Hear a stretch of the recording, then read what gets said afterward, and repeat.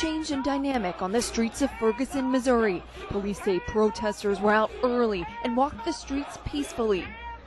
At one point, they locked hands in front of police, urging the crowd to remain peaceful.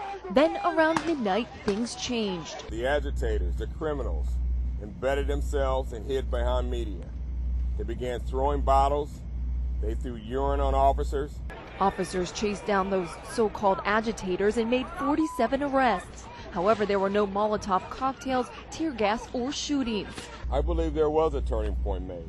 And I think that turning point was made by the clergy, the activists, the volunteers, and the men and women of law enforcement who partnered together to make a difference.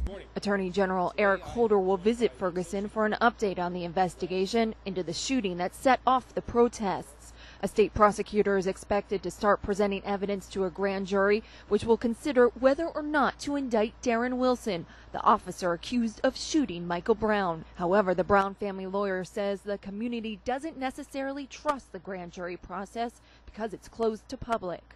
And the grand jury come back and says, we find it justified, him executing this kid in broad daylight.